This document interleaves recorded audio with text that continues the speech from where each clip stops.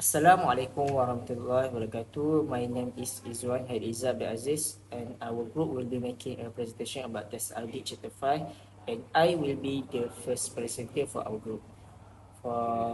So in this topic, we will learn about type of audit, audit compliance, audit process, selection criteria for tax audit, and lastly, assessment and penalty for the tax audit. So first, let's continue for the introduction for tax audit.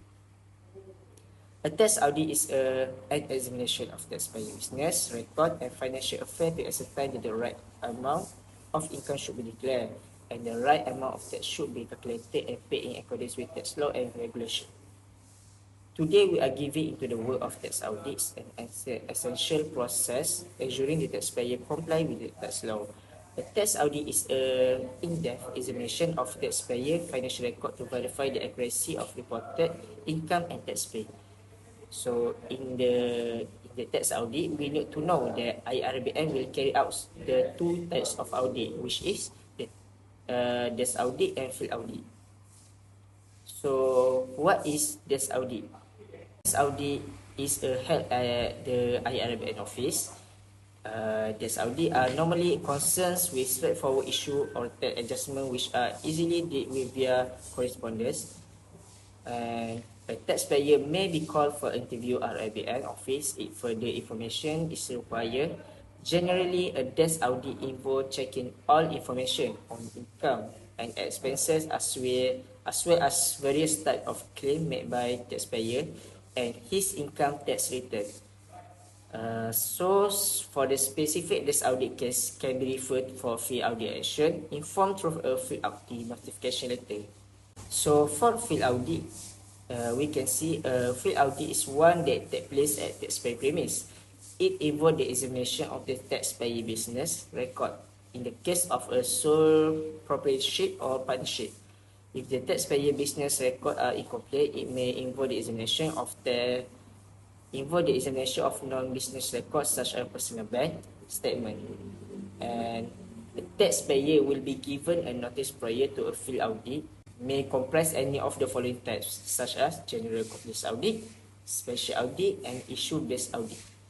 So maybe that's all from me. So that's all you need to know about type of audit. So to continue our group presentation, I will pass the next presentation to our next presenter. Thank you. Assalamualaikum and hello. My name is Ahmad Amirul Aslam bin Muhammad Zamzaini, and I will explain to you about field audit and audit compliance. Field audit. Field audit is carried out in the taxpayer's premises, although it may also be carried out in IRB office or any suitable place that are agreeable by both parties. Field audit involves the checking on overall business records ranging between 1 to 3 years of assessment. In the case of sole proprietor and partnership, personal records may be needed if the business records are incomplete or mix expenditures between private expense and business expense. Field audit comprise one of the following: general compliance audit, issue-based audit, which is business expenditure, capital allowance, withholding tax or tax incentives, or special audit, which is transfer pricing, electronic trading, or international client audit. Tax Audit Framework 2019 takes effect from 15 December 2019. The IRB will notify taxpayer on the field audit at least 14 days prior to the visit. The letter of notification of compliance visit contains the following details: date of the visit, records to be prepared, years of assessment to be audited, name of the audit officer, and audit visit time frame. Taxpayer could contact the relevant IRB branch to verify the field audit visit. Taxpayer may apply to defer the field audit upon receiving the notification if there was any unavoidable circumstances or reasonable grounds to justify for the deferment. The scope of tax audit can be extended to business or company which is related to the taxpayer or which the taxpayer has control on it. Notification will be given by IRB for such an extension of audit on other companies. In the event there is no audit visit after the preliminary action, IRB will send a letter to notify the taxpayer on the determination of commencement date for audit case settlement. The tax audit spans between 1 to 3 days time to examine records on site. Field audit visit period may be extended based on the following factors, which are size and complication of business transactions, record keeping method and cooperation level of the taxpayer. Taxpayer together with the accounting personnel handling the accounting records may be asked to explain the nature of the business transactions and business operations. Assalamualaikum warahmatullahi wabarakatuh. My name is Wan Muhammad Shahir bin Wan Muhammad Shukri, and today I will present to you about audit process. There are 6 audit process such as audit venue, audit commencement, the visit, examination of records, audit time frame, and settlement of audit. Firstly, audit venue. A desk audit is carried out at the IRBM's office, whereas a field audit is carried out at a taxpayer's business premise. Where the business premises are not suitable, the taxpayer must suggest a suitable alternative for IRBM's agreement. A taxpayer who is selected for an audit will be notified by IRBM through a letter of notification of audit. The period between the date of notification of audit and the audit visit is 14 days. However, with the agreement of the taxpayer, a shorter period of notification may be fixed by IRBM. A letter confirming the visit is usually preceded by a phone call. A taxpayer may request for the audit visit to be deferred due to unavoidable circumstances and reasonable grounds. Other than the intended date of the visit, the letter will indicate the records that should be made available for audit, the years of assessment to be audited, and the names of audit officer who will conduct the audit as well as the expected time frame required for the audit visit. A taxpayer may contact the branch audit manager or branch director of IRBM for the purpose of confirming the audit visit. Thirdly, audit visit. An audit visit is only applicable to the field audit activity. The audit normally starts off with an interview. The purpose of an interview is to enable the audit officers to meet the taxpayer, obtain an overview of the taxpayer's business activity, and to discuss the audit. The taxpayer will be asked to explain his business activities, accounting and record keeping system. During the audit process, the person responsible for the handling of taxpayers' business records will also be interviewed. Fourthly, examination of records. During the course of an audit, the audit officer should be allowed to examine all business records and to inspect stock and equipment physically for verification of the claims made. Records pertaining to the years of assessment which are already time-barred will not be examined. In certain circumstances, there may be a need to examine records other than business records where it involves the audit of sole proprietorship and partnerships. The audit officer will not search for or take possession of any record. Examination of records will only be carried out at the taxpayer's business premise. If it is deemed necessary, the audit officer should be allowed to make copies of relevant documents. Where records and books of accounts are kept in electronic form, hard copies of such records should be made available for examination. If at the time of the audit visit, the taxpayer is unable to provide the hard copies for examination, the taxpayer should facilitate and assist the audit officers to access the computer system and copy the electronic records onto tapes, discs, or diskettes. The audit officers will examine all documents and records necessary to ascertain that the correct amount of income has been reported. Basically, records consist of business record and records other than business records. Section 82 and 82A of the ITA requires every person to keep and retain sufficient records when carrying on a business in order to enable the income or loss from the business to be readily ascertained. Failure to comply with paragraph 82 clause 3 clause A, 82 clause 3 clause B and subsection 82 clause 5 of the ITA to keep sufficient records in an offence under section 119A of the ITA. In relation to this, the audit officer may apply alternative approaches or indirect methods for the purpose of ascertaining whether the appropriate amount of income has been reported. As stipulated in the public ruling, the meaning of records and document includes the following. 1. Books of accounts for recording payments or income and expenditure. 2. Financial statements. 3. Invoice, vouchers, receipts, and other documents that are required to verify entries recorded in the books of accounts. 4.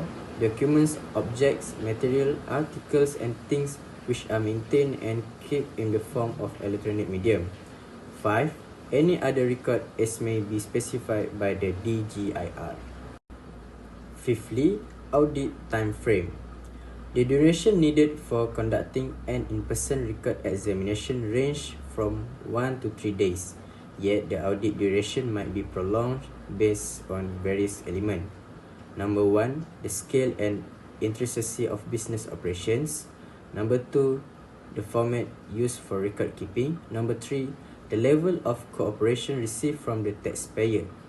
This time frame specifically pertains to field audit. Lastly, settlement of audit. After concluding the audit work, the audit officer will prepare an audit findings report for approval by the branch audit manager. Under certain circumstances, the taxpayer is required to be present at the IRBM's office for discussion on the proposed tax adjustments. The audit officer, together with at least one senior audit officer, shall discuss the proposed adjustment with the taxpayer. The taxpayer, without being called by the IRBM, may present at IRBM's office to seek clarification regarding the progress of the audit process or to give further information to expedite the settlement of the audit. The taxpayer will be informed of the audit findings, which will cover the following areas. Number 1, audit issues raised. Number 2, reasons and rationale for raising the audit issues. Number 3, the amount of proposed tax adjustment and the years of assessment involved. If there are tax adjustments to be made, a notification with details of proposed tax adjustment and rationale for making such adjustment will be issued. The taxpayer will be given the opportunity to state his views and give explanations on the audit findings and the proposed tax adjustments forwarded. A taxpayer is allowed 21 days from the date of notification of proposed tax adjustments to file an official objection if he disagrees with the proposed tax adjustments.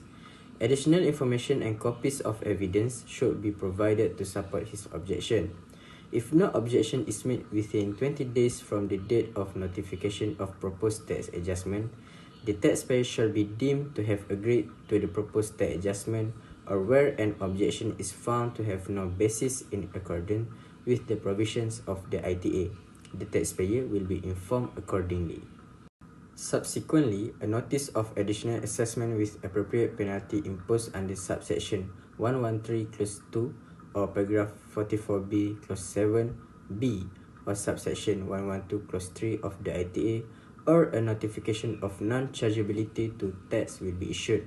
However, if there is no adjustment, a letter will be issued to inform that the audit has been finalized without any adjustment. Assalamualaikum warahmatullahi wabarakatuh. My name is Muhammad Zusham bin Zainul Karib, and I will explain to you all of 6 tax selection criteria. The first tax selection criteria is location. In places like Kuala Lumpur, Penang, Johor Bahru and Melaka, businesses face a higher likelihood of tax audits.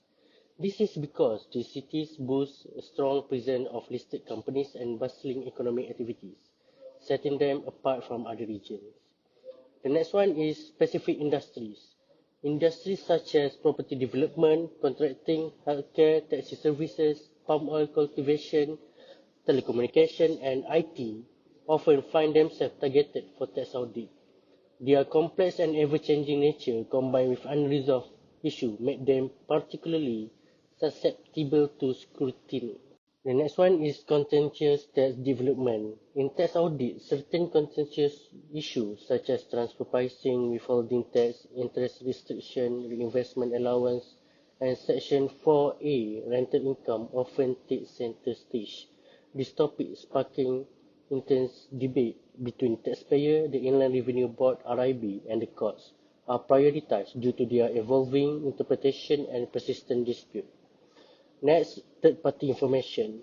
The RIB can launch a tax audit for a taxpayer if they suspect underreported business for rental income. This suspicion often arises when examining revenue expenses claimed by a related taxpayer. The fifth criteria is risk analysis. The RIB harnesses technology to collect industry-wide data on turnover and gross profit. This data then undergoes a risk analysis to pinpoint companies that significantly deviate from the industry norms. The last criteria is taxpayers' previous record of return.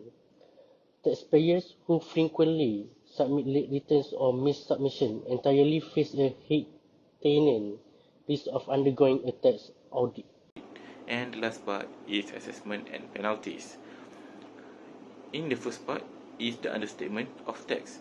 It refers to a situation where the taxpayer inaccurately reports or declares a lower amount of income, deduction or credits than they should have in accordance to the tax law, and the penalty that is given under the subsection 113 subsection 2 or paragraph 44b subsection 6 subsection b of the ITA, that the penalty rate is 100%. But in the Tax Audit Framework 2019, penalty imposed is 45% of the tax. In the Inland Revenue Board or IRB has discretion under the section 124 subsection 3 to further abate or remit the penalty imposed. Next is the voluntary disclosure. Voluntary disclosure are where taxpayers are advised to voluntarily reveal any unreported or overlooked income prior to the start of a tax audit. Once the audit begins, however, they are no longer permitted to make such voluntary disclosure. For this, the penalty is in the rate where the month. First is within the 60 days of the due date for the submission of tax is 10%. If it's more than 60 days and not later than 6 months, it's 15.5%.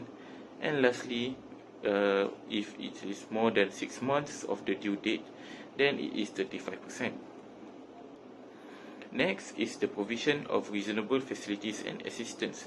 In Section 80 and 80 and Section 81A, the taxpayer is obligated to provide reasonable facilities and assistance to the IRBM personnel when they are carrying out the field and audit in premises of the taxpayers. If found guilty of this, the person will be liable to RM1,000 or up to RM10,000 fine, or imprisonment up to 1 year, or both. Next and lastly is the keeping of records.